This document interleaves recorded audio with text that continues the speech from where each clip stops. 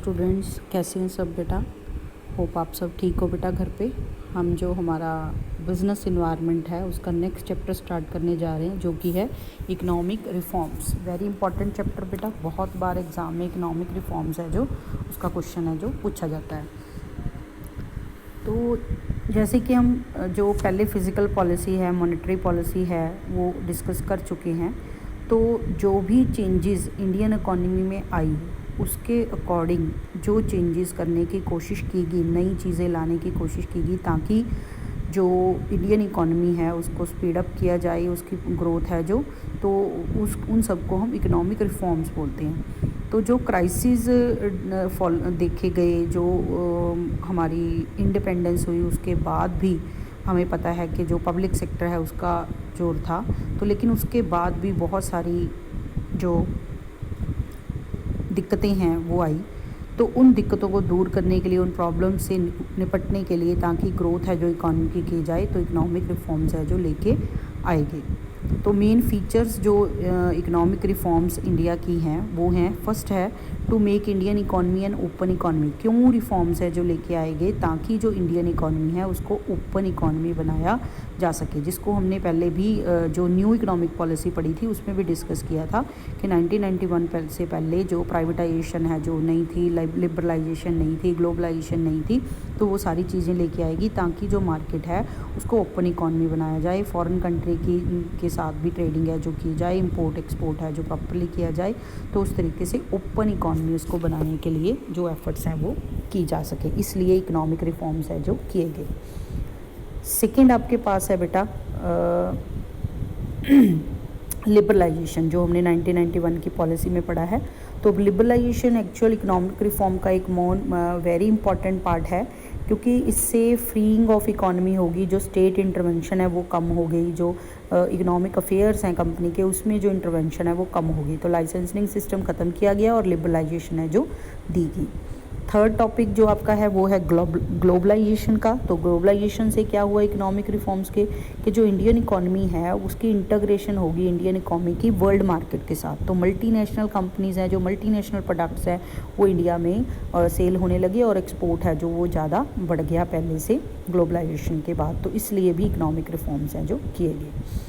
Fourth feature जो है competition. तो इकोनॉमिक रिफॉर्म्स जो हैं उन्होंने एक कंपटीशन इकोनॉमिक इन्वायरमेंट में क्रिएट किया है। ऑल द जितने भी इकोनॉमिक डिसीजंस थे वो सब डिमांड एंड सप्लाई के ऊपर बेस्ड थे, एज़ कम्पेयर टू जैसे पहले के एडमिनिस्ट्रेशन है जो वो प्राइस डिसाइड करती थी। तो कंपटीशन है जो वो इंक्रीज़ हो गया मार्केट में।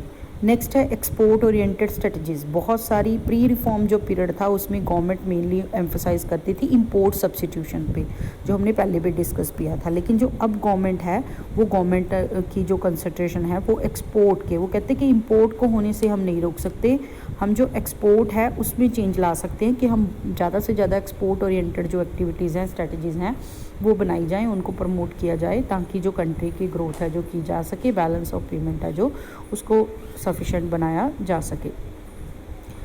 नेक्स्ट आपके पास जो है बेटा वो है फुली कन्वर्टेबिलिटी ऑफ रुपी।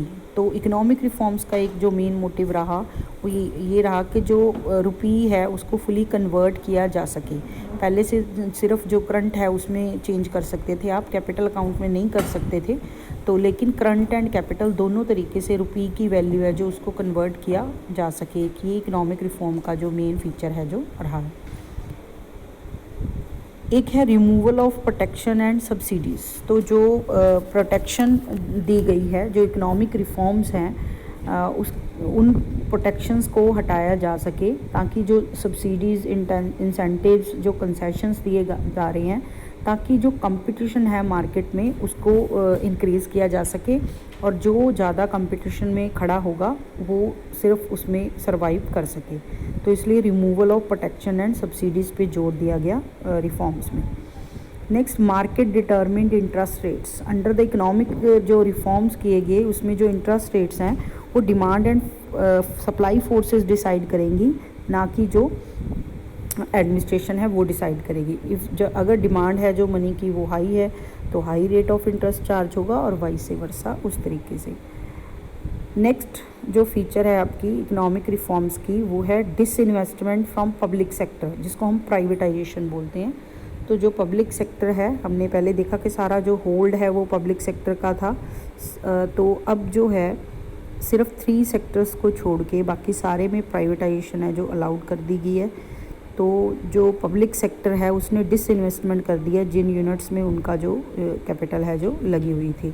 तो डिसइन्वेस्टमेंट भी एक मेन फीचर है हमारे इकोनॉमिक रिफॉर्म्स की, दैट इज़ प्राइवेटाइजेशन पे जोर दिया गया, जो कि पहले बहुत सारी रिस्ट्रिक्शंस थी प्राइवेट कंपनीज़ को उसके बारे में। नेक्स्ट आपका रिफॉर्म है बेटा डी रिजर्वेशन ऑफ इंडस्ट्रीज़। तो जो हम अभी डिस्कस कर रहे थे कि जो सेक्टर्स थे, बहुत सारे सेक्टर इस तरीके के थे जो सिर्फ प्राइवेट सेक्टर के खुले थे, बाकी सारे में सिर्फ पब्लिक सेक्टर है जो वो अलाउड था।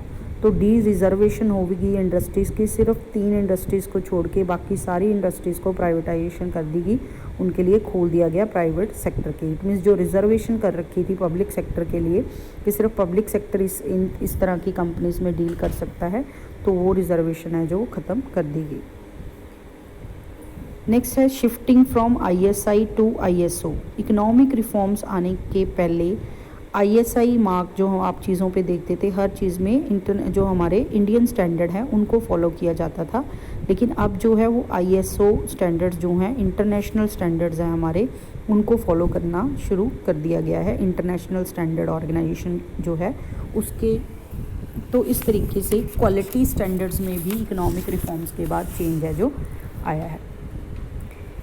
नेक्स्ट है focus on development of service sector. इससे पहले सर्विस सेक्टर को ज़्यादा इंपॉर्टेंस है जो नहीं दी जाती थी, मेन जो पार्ट है जो नहीं माना जाता था, बेसिकली एग्रीकल्चर को, फिर उसके बाद इंडस्ट्री को बेसिक माना जाता था। लेकिन इकोनॉमिक रिफॉर्म्स आने के बाद सर्विस सेक्टर है जो उसको बहुत सारी इंपॉर्टेंस है जो दी जाने लगी, उसके लिए डिफरेंट पॉलिसीज़ है जो बनाई जाने लगी। तो जो सर्विस सेक्टर है उसने भी ग्रोस डोमेस्टिक प्रोडक्ट में बहुत सारी कॉन्ट्रीब्यूशन है जो की है। तो ये थे बेटा आपके कुछ इकोनॉमिक रिफॉर्म्स के फीचर्स के, जो नई इकोनॉमिक रिफॉर्म्स आए उनसे उनकी क्या फीचर्स रही।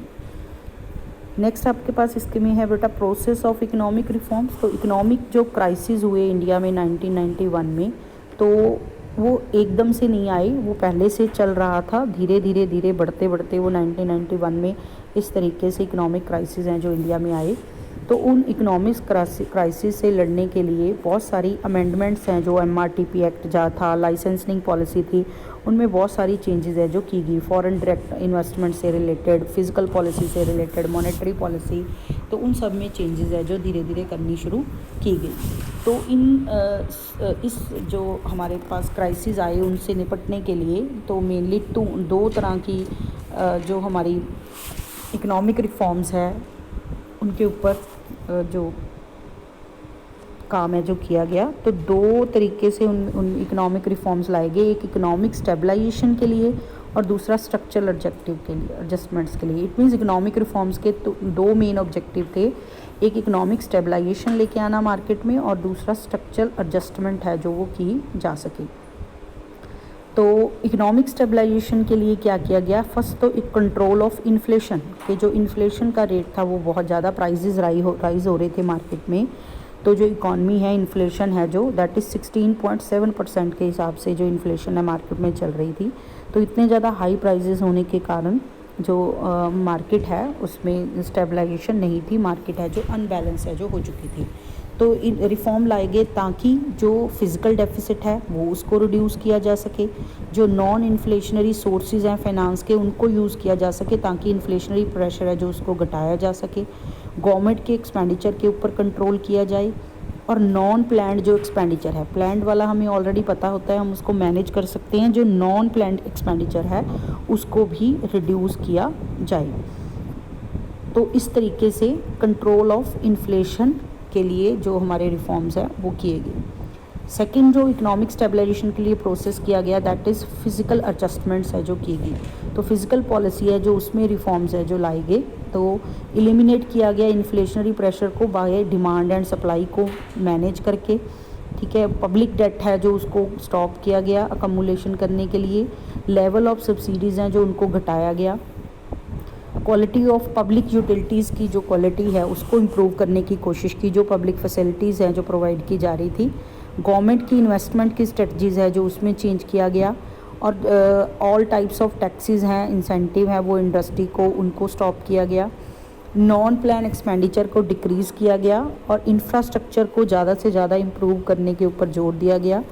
To raise the non inflationary source of finance, जिनसे महंगाई दर बढ़े ना, इन्फ्लेशन ना बढ़े, उन तरीक़ों से सोर्सेज हैं जो फाइनेंस के, उनको अरेंज करने की कोशिश की गई। To channelise new sources of revenues for the government के लिए नए सोर्सेज और क्या हो सकते हैं इनकम के, उनको ढूंढने में ध्यान है जो लगाया गया। तो इस तरह के फिजिकल पॉलिसी में रिफॉर्म्स हैं जो लाए गए। नेक्स्ट रिफॉर्म जो आया दैट इज़ इकोनॉमिक स्टेबलाइजेशन के लिए, that is balance of payment adjustment. तो balance of payment situation of India है जो हमेशा शेकी रही है, इनसिक्योर रही है।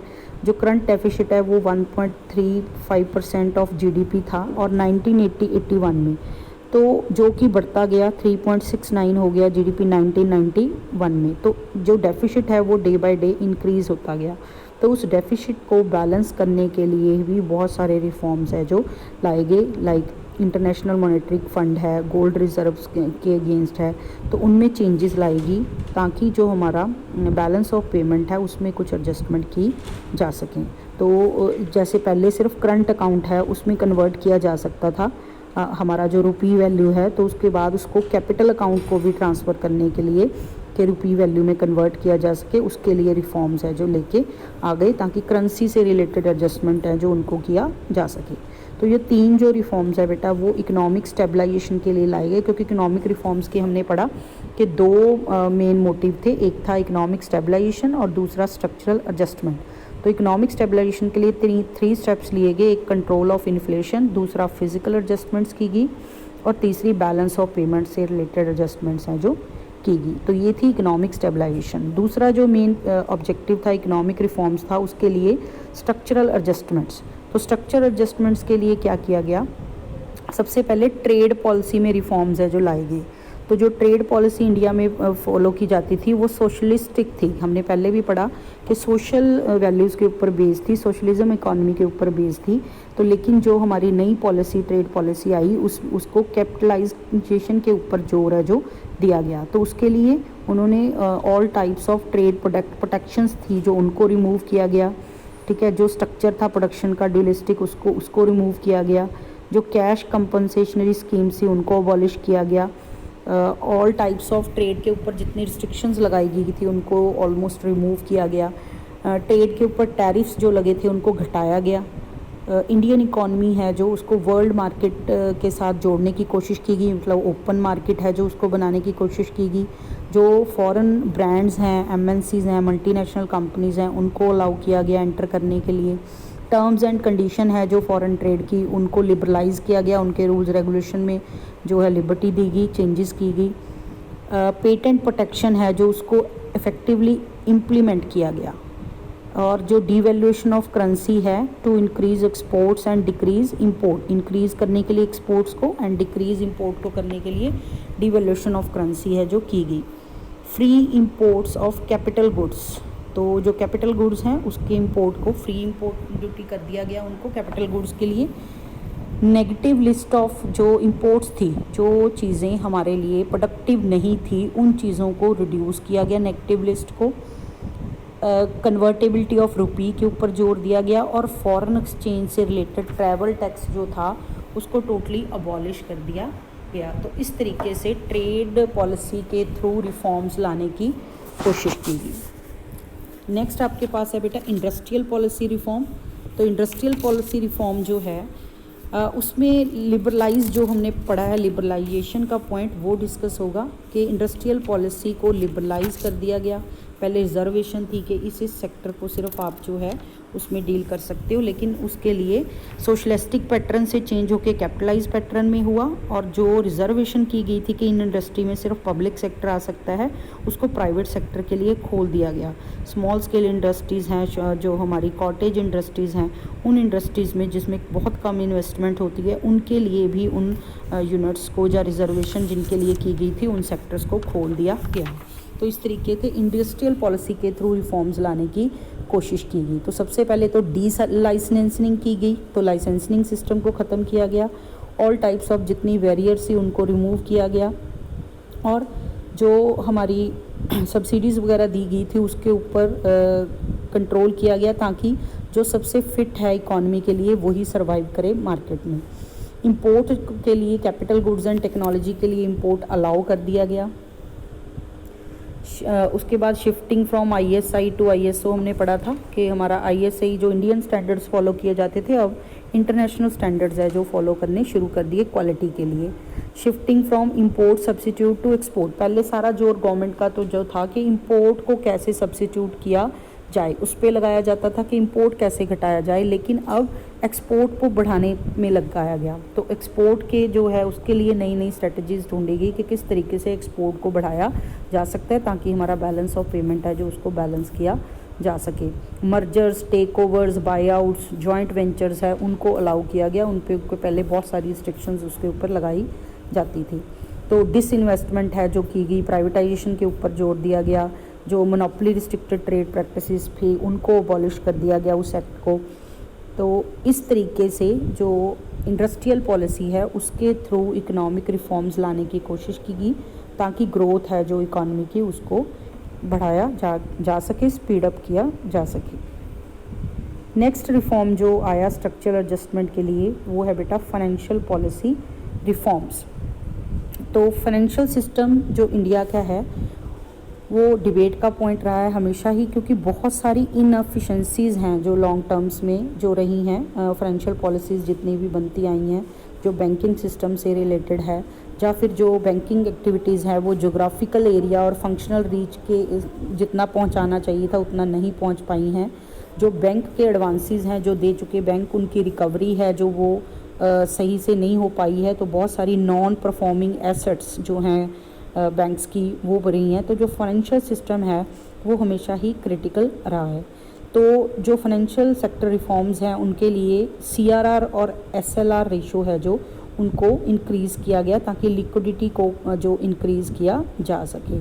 तो पहले जब वही जो कंट्रोल करने की ज़रूरत है तो उस टाइम पे उन्होंने डाउन किया, और जब मार्केट में सप्लाई को बढ़ाने की ज़रूरत है तो CRR और SLR रेशोज़ को इंक्रीज़ किया गया।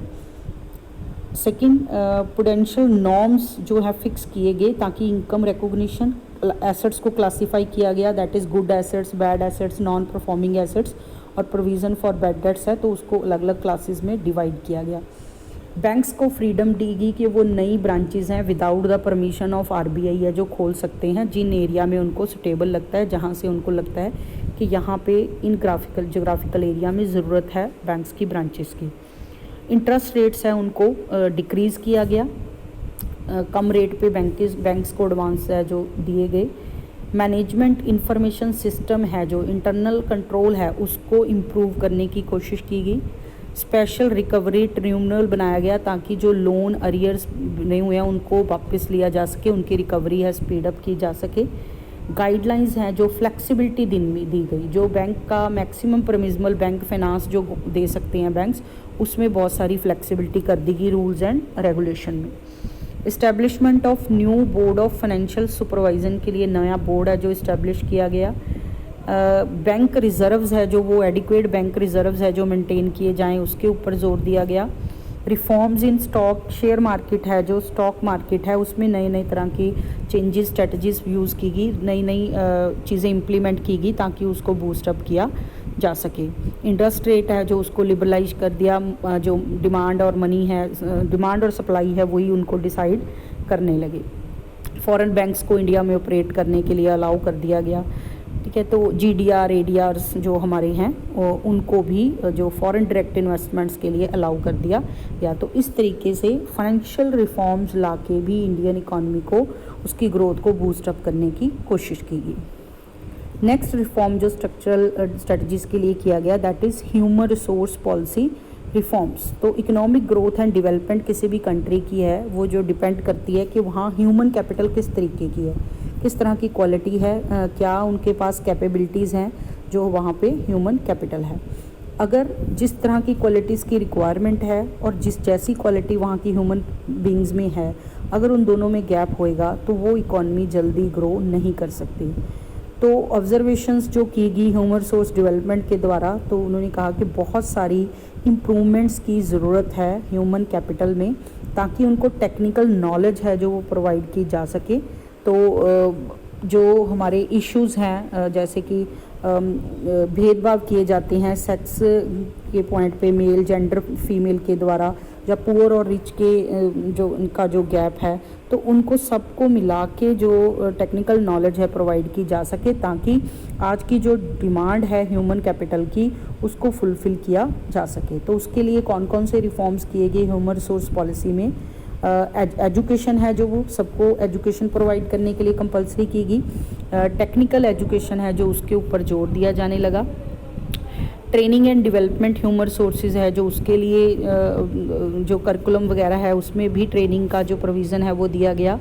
हेल्थ केयर फैसिलिटीज़ है ह्यूमन रिसोर्स को वो ज़्यादा दी जाने लगी। इकोनॉमिक अपलिफ्टमेंट ऑफ वुमेन को ज़्यादा इंपॉर्टेंस है जो दी जाने लगी। इनिशिएटिंग स्टेप्स अगेंस्ट सेक्स डिस्टर्मिनेशन, जो सेक्स डिस्क्रिमिनेशन है उसके ऊपर रोक लगाएगी।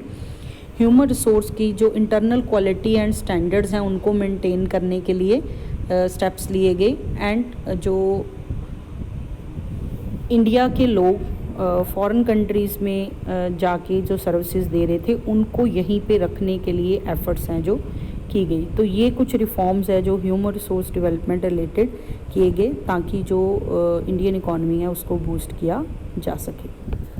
लास्ट रिफॉर्म जो इसमें डिस्कस किया है इकोनॉमिक रिफॉर्म्स में स्ट्रक्चरल एडजस्टमेंट्स के लिए, that is agricultural policy reforms. तो एग्रीकल्चर सेक्टर है वो बैकबोन है इंडियन इकॉनमी का। हमने कहा कि जीडीपी का मोस्ट ऑफ द पोर्शन है जो वो एग्रीकल्चर सेक्टर जो है शुरू में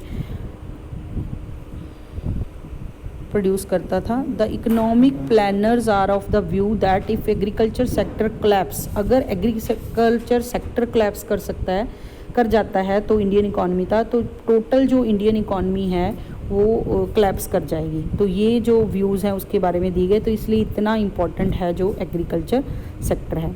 तो बहुत सारी कमियां हैं जो एग्रीकल्चर सेक्टर में रह रही थी कि जितनी डेवलपमेंट दूसरी कंट्रीज़ के एग्रीकल्चर प्रोडक्टिविटी में हुई थी उतनी जो ग्रोथ है वो हमारी प्रोडक्टिविटी में नहीं हो पाई थी। तो उनको बैलेंस करने के लिए जो एसोसिएटेड सेक्टर्स हैं एग्रीकल्चर के, लाइक पोल्ट्री फार्मिंग है, फिशिंग है, तो उनको उनके ऊपर भी जोर दिया जाने लगा। डेयरी फार्मिंग है, ताकि जो एग्रीकल्चर सेक्टर है उसकी जो ग्रॉस डोमेस्टिक प्रोडक्ट है उसको बूस्ट किया जा सके। तो इसके लिए वेरियस रिफॉर्म्स है जो गवर्नमेंट लेके आई।